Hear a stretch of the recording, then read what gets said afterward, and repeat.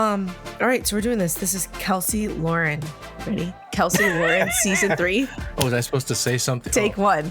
No, I was just... And scene. All right, Lauren, are we ready to go? I think so. Season 3. Okay. I think so, yes. No, okay. I know so. I'm ready, yeah. All right, here we go.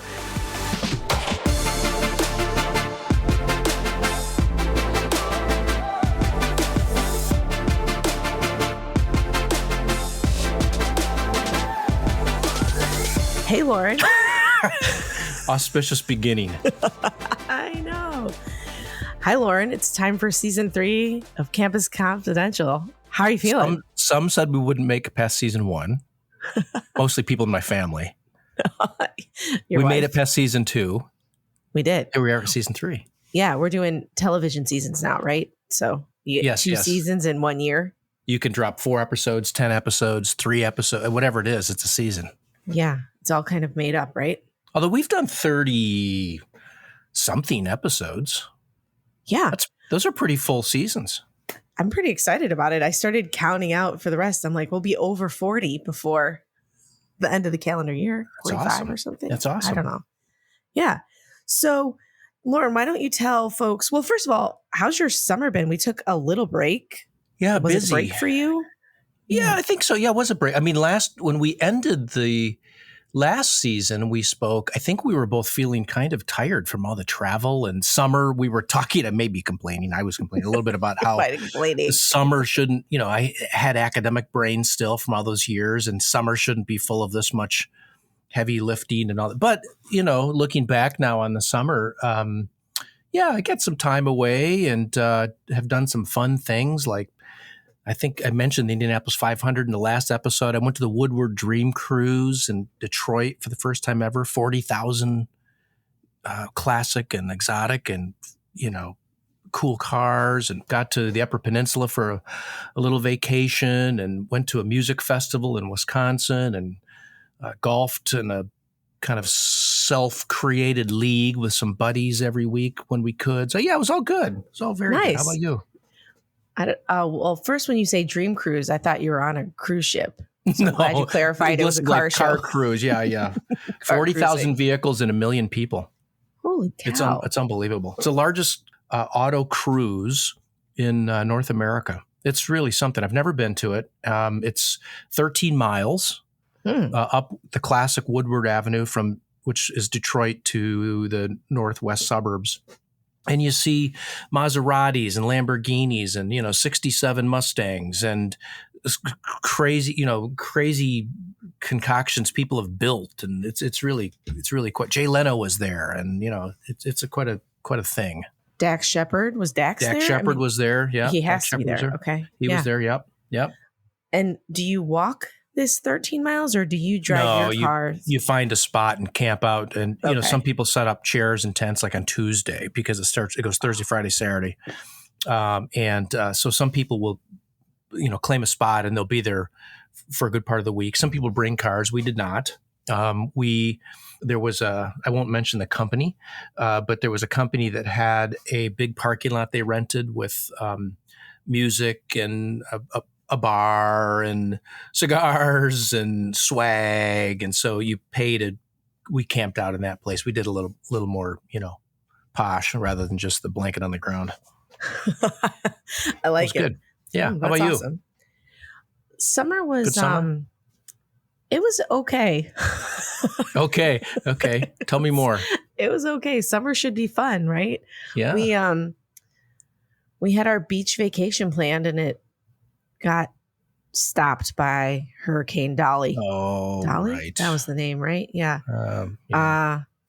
Destroyed.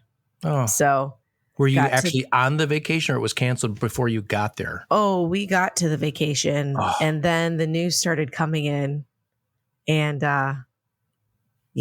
we got there on Friday. The news came in Saturday, and then we spent the whole vacation figuring out how we were going to get home, which included a car ride to Charlotte Airport. Hurricane Debbie. Thanks, Corey, for that drop in. Dolly didn't. I saw the chat. I'm like, what's going on? Is the microphone not working? I'm blaming Dolly, but let's blame Debbie. Debbie is more the problem. Oh, yeah. And sleeping in the Charlotte airport. Anyways, we made it home. It was great. No kidding. We just got back from a weekend at my sister's. The niece and nephew turned 4 and 6. So that was fantastic. They're super cute, fun age. Avengers and mermaids everywhere. So it's been good. We had a lot of big proposals for work, some things going on. So it's just been busy summer too. Busy summer. Yeah. And now we're going to fall. College football starting this weekend. Get excited? Yeah, very excited. Go Blue. I went to a Lions game last weekend, preseason. So I'm in football mode. You are full football mode. Full are you going mode. to Michigan game this year? No. Yeah, probably get to one. I usually go to one or two. Don't know which ones yet. This weekend is Fresno State, which I would say, whatever. But I still have residue from the Appalachian State victory, 10 years ago or whatever. So don't underestimate anybody anymore. The big game, of course, is Texas in 2 weeks. Coming to town. I hear a rumor. I don't know if I'm supposed to say that. I think Matthew McConaughey is going to make an appearance. So all right. That's right. And I feel, when you have regrets of leaving jobs or things, you're like, dang it. You could have hung out with Matthew. Shoulda, coulda, woulda. I would have loaned you my Lincoln to drive. That would have been amazing. Just show up. What's up, Matt? What do you call him? Guy. Mr. McConaughey? Matthew?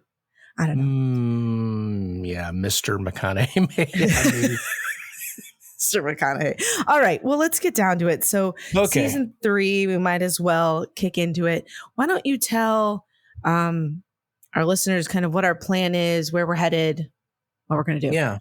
Well, I'll maybe tell the story about how we got here. And, listeners who've been with us since the beginning will recall that season 1 was really about the stories, the leadership stories, the journeys that individual people have taken and what it's been like and the things they've faced and what they've cherished or regretted, et cetera. Really just the personal stories. Season 2, listeners will recall that we did a survey with some partners, higher ed association partners, to try to understand the employee experience and try to understand the workforce issues around retention and satisfaction and well-being. And through all of this, what I think, and correct me if you think differently here, Kelsey, but I think what we've heard from listeners is they have enjoyed all of that, but they really enjoy hearing from individual leaders about what they faced. And it's been helpful to them. We had one listener tell us it's like free professional development. And so season 3, we thought, well, why don't we ask individual leaders to tell us about specific things they've done that would be helpful to supervisors and leaders in higher education. So for example, we thought, well, let's think about a prompt. What could we do as a prompt to get listeners or to ask, to invite really podcast guests to tell us the stories about a specific instance, how they overcame something.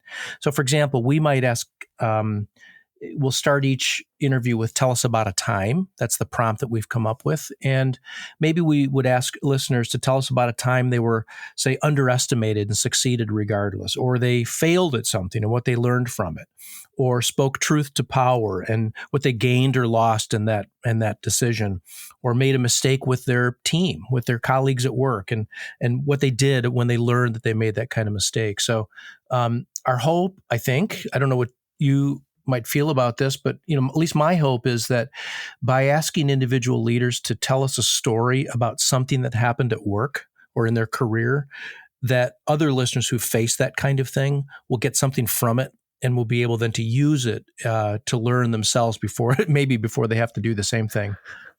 That's kind of what I think we've talked about, right? Yep, that's right. And it's really the power of story, right? Where how people pull nuggets that work for them from other people's story.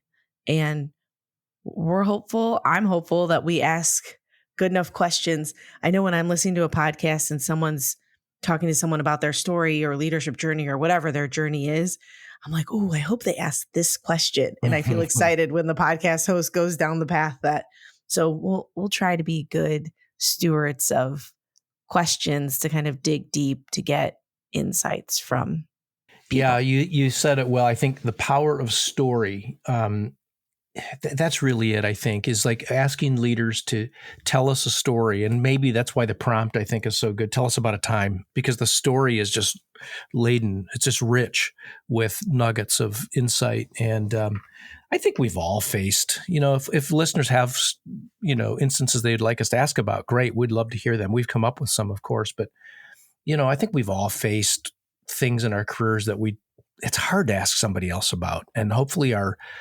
thankfully, our guests have generally been pretty willing to share things that would help other people. So yeah, the power of that story is awesome. Should we try it? Oh, be our own guinea pigs. I guess it's always easier. I have found, I was a guest on a podcast last week, actually. And I was like, it's always different being on the hot seat, getting asked the questions. I'm like, did I do well? Am I answering these questions? Well, I was going to say, tell us about a time you were on a podcast and what you said, but I'm not going to use that now. We'll just wait for the episode, right? Let's pick a different one. Do you have one that you want to ask? Yeah. How about, tell me about a time that you had to deliver hard news and how you prepared for that. One time? Yeah, one time. Let's see. Yeah, I get to give one, right? I think the other goal of these episodes, look, I'm just going to defer for a second. The other piece, our goal is to keep things to 30 to 40 minutes. So we're going to try to dig deep and be quick, which I'm not adhering to right now. That's great at that. Tell us about a hard time. So for me, when I have to have hard conversations, the one thing that I spend time with is, have I done everything that I could possibly do in the situation before? And what is the conversation? So to stay to the storytelling, I won't say what university, but when I was in a campus role, I had an individual that was on board and was hired about a year prior and was over all of our financials. Our financial role, executive role, and had come from another university and had 20 some odd years in financial background. And we were, like most units, had multiple funding streams, right? Some restricted, some student fees, some unrestricted. The list goes on of, call it the color of money on college campuses, right? And we all know, at least I thought we all knew, when you're spending money, we want to spend the restricted money first. Restricted money always goes first. And then all the other funds come into play. And if you can't use the restricted money, we move on. What I will say in this situation is a year into the role, trusted the individual. We spending money, doing all the things. And come end of fiscal year, I heard from the big budget office, right? Because we're a little budget office. There's big budget office, that we had spent all of our unrestricted funds and have no more money. Yet our restricted funds had all of these. I was like, what the actual, this can't even be possibly right. Right. And so in my mind, it's the first piece is, what was my role in this situation? How did we get to this spot? Where are we at? What's happened? And then once I do some digging and gather some more information, I have to sit down with that individual and say, help me understand. When it starts that way, there's always something to come after that. Help me understand. Yeah, I know. I've been on both sides of that. That's right. I think there's a meme out there that there's nothing more dangerous than a woman who says, help me understand. Or what if you start, bless your heart, help me understand. That's yeah. That would have been when I was in the South. Maybe that's what gets used there, right? Bless your heart. I mean, I have used the line that I would trust you with my animals or my family, but I won't trust you with our finances. I don't know if that's a great line, but I've used it. But in this situation, right, it was very much, we're in this together. We're now in this situation and it's not going to change. You can't go back and unspend restricted dollars. or unrestricted dollars and change it to restricted, that raises all the red flags. And in that, for me, going into that conversation is, how do I be open to whatever that person's story is for the situation, right? The decisions were made, the why behind we're in this situation. And as we had that conversation and I learned more, it became more and more clear that the individual was unclear on definitions. Yeah. Right. And lessons for me learned were, even when someone has a skill set in a certain area, when it came from another institution, how you help someone understand the new environment and take what their experience is and how it relates to the new environment is very important. And I also think, when we're looking to hold people accountable, it's how do we hold ourselves accountable to make sure we're giving everything that is possible? And then how do we stay true to, it's okay to hold and have expectations for somebody else? Did you hold that person accountable despite realizing that you hadn't given enough information, or did that modify how you held the person accountable because you felt like we hadn't had a conversation about full understanding? I mean, what changed as a consequence of learning that? I think for me, it changed of asking questions for their understanding. Sure. Right? Because we gave the training, the information was there, the people were there. What I think was missing was that person's true understanding, right? I think when you're new to roles and you're getting all this information, sometimes one thing that I have changed throughout is, how do you actually onboard people in a more longer time frame? Because those first 2 weeks, it's like, good Lord, you got a new job, you got new environment. Sometimes people are moving for work. They have a family that's going with them, whatever. There's all sorts of things happening that there's only so much our brains can take in. Yeah, really good point. Right? Yeah. And even in first 30 days, 60 days. So how are you continually, bringing people along? Yeah. I will say in this situation, the person didn't really take any ownership at some point, and we ended up having a next level difficult conversation. Yeah. And that was a few months later. And in preparation for that, I think it's a constant conversation with myself of, what else can we be doing? And then how do I have a conversation that is kind and caring, but direct? Yeah. Sounds like you had another hard conversation following that. And, it reminds me, I think I've mentioned this before. I sort of came up with this little device in my head to slow myself down, of this 4 T's. Have I told the truth about performance? Have I given the tools or training to succeed? Have I allowed the time to actually make the corrections? And if not, you lead to transition of some kind. I love these 4 T's. Yeah. Well, it was, because you said something earlier about this conversation. You had to, I think I heard you say, you had to sort of tell yourself, okay, be open to what I may not understand about what happened.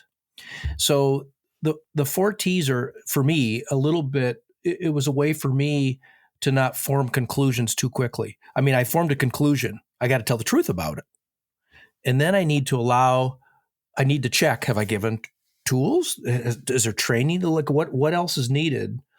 And then I have to give the time. All that is actually managing me as much as it is managing the situation. So you had to sort of give yourself a situational management, it sounds like. Make sure I'm open to what I don't understand about this situation, which I think is hard. That's right. And I think having people, whether that's colleagues, friends, family, a coach, a therapist, that you can walk these things through, because I can also get to the spot where I hold more of it than I need to. Yeah, because to your 4 T's, right? Is there truth? Did I give the tools? Has there been time? It's like, well, we could stay in that loop forever and always. Yeah. And it's like, at some point, there's some accountability to someone else. Yeah. This Transition. Can't Of some kind. Yeah. So hard conversations. What about you? Like, You want to give it a try? Oh, I thought I was just asking you. We were just doing an example. I didn't just one way street. Oh, wait. No. I think we both get to give examples. Oh, okay. All right. Okay. Let's see. I have one for you. Tell us about a time you realized you were underprepared and got yourself ready. And this is, I wanted to ask you about being underprepared because I feel like you're one of the most prepared people I've ever worked with in my life. So I need to know. Well, my best example is I was underprepared for this conversation because Corey just put in the chat that it's Appalachian State. I must have said it incorrectly. So for our North Carolinian colleagues, I stand corrected. I was underprepared for the pronunciation. Say this again. Appalachian. Is that right, Corey? I definitely say it wrong. Appalachian. Yes. Appalachian. What did I say? You get a lot of people that aren't from this area say Appalachian. That's what I say. Appalachian. Yeah. Appalachian is the. Is it the Appalachian college. Mountains as well? That's what we call it here. I know that's more regional, but the university is definitely Appalachian. I had a lot of family and friends who went there and very much enjoyed that win over Michigan a few years back. So just had to throw that in there. Appalachian. I can't even get myself together. Appalachian. Like door latch. Latch. Yeah. All right. So that's the most immediate underprepared. So you're saying this is regular occurrence? Yeah, this is a regular thing. You see just how underprepared I am. Yeah, I think I'm generally prepared, but in my career and the jobs I've had, I mean, I've always entered them and realized I made a big mistake. I am not prepared for this job. Every job I've taken, it's just like overwhelming. And, you interview and you sound confident in the interview, et cetera, right? And it's sort of, I might seem that way and I try to be that way, but it's more often has not felt that way. And maybe I've told this story before and perhaps it's what's coming to mind for me. I think if I've told it before, it's because, and it's coming to mind now, is because it's so seminal in my career. But at one institution, I had all kinds of data, information that things were not working as they should for students and for the campus community. And I really felt like I needed to do a pretty massive reorganization. And, some people, I think, do reorganizations almost because it's a Wednesday. You've been part of or seen those organizations where there's just reorgs all the time. And I really didn't want to be that person. And honestly, at the end of the day, too, I have been subject to those and they don't feel great sometimes, right? So I think I probably, in retrospect, look back on it now, realize I was trying to avoid having to do one through the preparation process. The preparation, though, for me was to understand, is it true what I feel? Is it true what I'm observing? Is it true what people tell me? Are my instincts correct? Required, I talked to other colleagues at other institutions who had implemented reorganizations, who had what I thought better organizations or better outcomes. I kind of approach things that are really hard like that, almost like a researcher. I'll just read and study. I'll write. Sometimes I make sense of what I don't understand by writing about it. It's how I make, it's how I make clear to myself even, what I'm observing. Sometimes I will write a 2 or 3 page summary of something to share with other people in my, say, leadership team or my boss and say, hey, this is what I'm thinking. What do you, this is what I think. What do you think? So the preparation process for me is almost, I suppose, almost academic or almost researchy. So I talked with other colleagues, as I mentioned, who had better organizations, in my opinion. I read, relative to this topic, everything I could get my hands on. I wrote and journaled. I watched YouTube, videos. I mean, Simon Sinek, all these kinds of things. I looked at the data related to the things that I was concerned about. I read and reread strategic plans, institutional goals, vice president statements. I mean, and it wasn't necessarily all that orderly or in any kind of sequence. It was just this download of absorption for myself that caused me to get to a point that I believed what I believed. I triangulated what I believed. I had shared that information with other people, including my boss and a few trusted colleagues. The feedback I got was, yeah, you're probably right. And I'd had a couple of staff retreats with folks, sort of skip level retreats, where I could almost even test drive some of the things I was thinking without really foreshadowing what I thought we needed to do. That was important because there was one person in this skip level retreat I remember, who said to me, we think you're right, but we're waiting for you. And so I knew then it was time, because the cat was out of the bag in some ways, and I had done plenty of research. So I did implement the reorganization. It did work. It was painful. Some people did leave. Other people rose to the occasion and assumed new roles. Revenues went up. People were better served. I lost sleep. I mean, it was all the things, right? But it was the right thing to do. Yeah. How long did it take you to feel prepared to do that? I spent almost 2 years. Which is ridiculous. It's such a long time. Well, we affected 650 positions. Yeah. Well, no, it was more like 400. There were 400 positions affected in 5 departments, and revenues went up 10 million in 3 years. Yeah. So it's longer. As I mentioned, I realize now, looking back, part of that time was trying to avoid having to do what was going to be hard. I mean, yeah. I was preparing, but I was also looking for reasons to not have to do it, because I knew the scale I just told you. I knew instinctually, without knowing exactly what I was going to do, that it was going to be big, whatever it was I had to do. And it was. And so I spent too long, but I was trying to avoid, number one. And number two, it was just huge. Yeah. It's interesting that the other thing that, listening to you tell your story, it's almost like your gut feelings, your instincts, you actually knew what you needed to do before you were even prepared to make the change. Totally.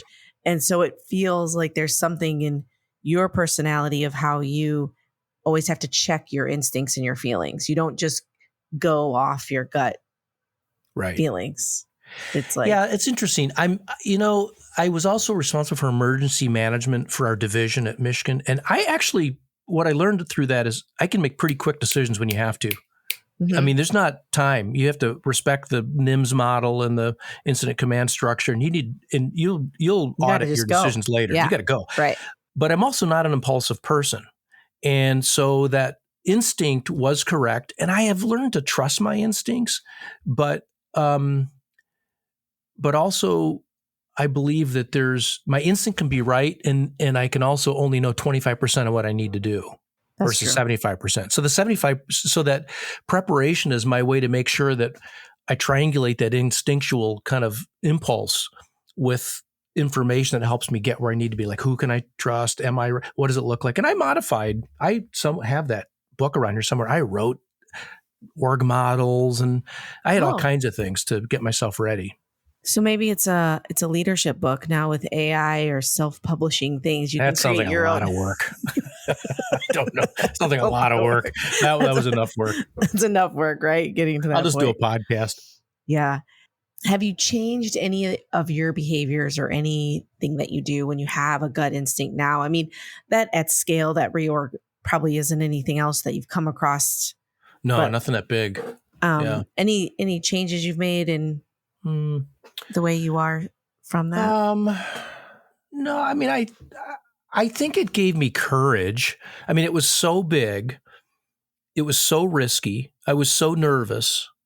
I had lots of people who were confident in it and stepped up and all that. And I can see it clearly in retrospect. In the middle of it, I had to perform courageously, even though I didn't feel that brave when I was in the middle of it, right? It took 3 years to sort of fully get this thing implemented. But I did learn, I think, that my instincts are often correct, not always correct. The preparation process for me works. I can shorten it up. I went on to another position later and implemented a reorg, and spent a few months sort of putting it together, not a couple of years, because I wasn't as nervous and I wasn't looking for reasons to avoid it like I was before. Yeah. So maybe I've learned to sort of same thing, shorten it up, be a little more courageous. It'll work out at the end. Well, it speaks to experience matters. You've been through it. Yeah. So once you've gone through something that feels a certain way, you survived it. Yeah. Things went well. It's like, oh, okay. I don't have to spend all the time avoiding it. I don't have to waste all that energy. Yeah. Yeah, totally. Well, thank you for sharing. I think this feels like a little nugget into, and maybe our future guests coming up this season can take a listen so they can prepare themselves. Yeah. Get ready. Actually, our first couple guests don't have that privilege because they're going to wing it with us. They just need to be brave. Yeah. They will be brave. They are brave. That's fun. Yeah. Our guests are brave. Yep. So I think as we look ahead, our hopes, as we said, are really around the stories of individuals and our conversations with them. We're hopeful that it gives you little nuggets and, as Loren says, some courage to move forward wherever you're at and whatever you're working on. Anything else you want to add before we say goodbye for now? Oh, onward to season 3. Let's do it.